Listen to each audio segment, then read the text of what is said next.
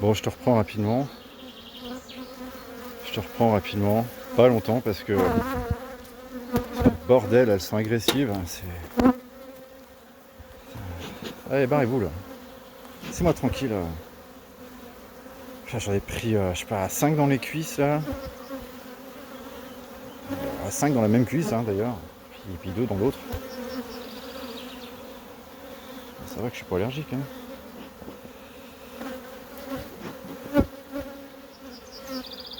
Mais bon, qu'est-ce que tu veux, ça bosse.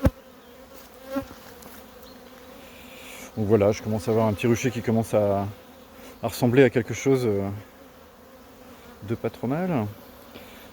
J'ai démarré avec des très très vieilles caisses, que deux ou trois caisses.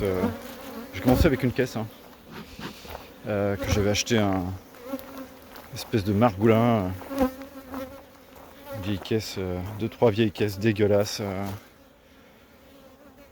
Avec un essaim qu'il avait sûrement attrapé. Voilà. Un essaim qu'il avait sûrement attrapé comme ça. Puis il s'est pas gêné pour me revendre ça. Enfin voilà, bon je savais pas. Au fur et à mesure, j'ai un peu multiplié doucement. En 3 ans, ça fait 3 ans que je fais ça.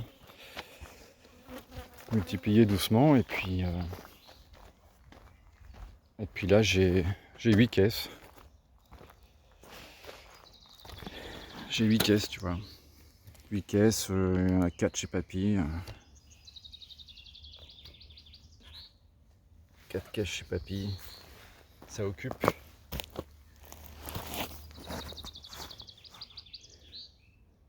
Ça m'occupe. Papy qui me dit tout le temps, fais ça pour t'amuser, fais pas ça pour gagner de l'argent. Ah bah ça c'est sûr. Hein. Avec l'apiculture, sympa comme loisir, hein, mais tu dépenses plus d'argent que t'en fais. Hein. D'ailleurs t'en fais pas. Hein. T'en fais pas. J'aimerais bien. J'aurais découvert ça plus tôt. J'aurais découvert ça il y a 10 ans. Je crois que j'aurais pu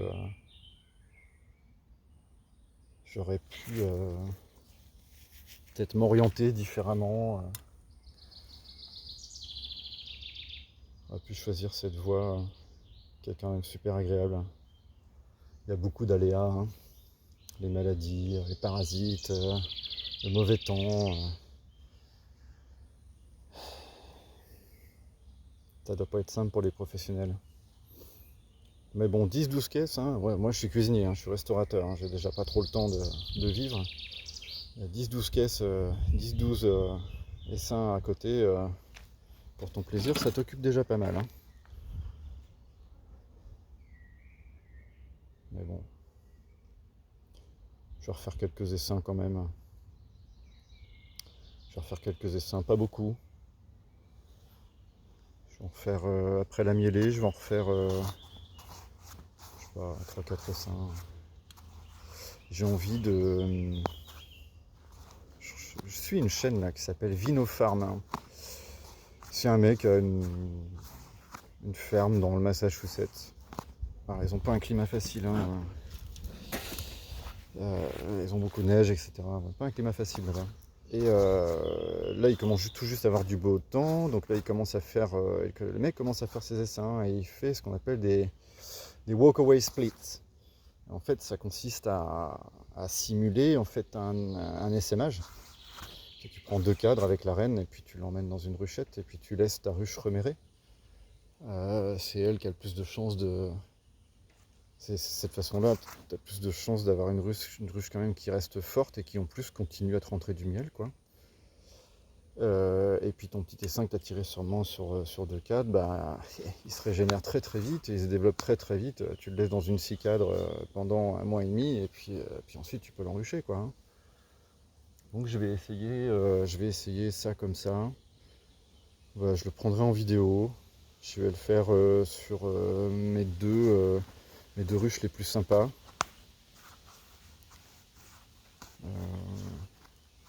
Et puis emmener,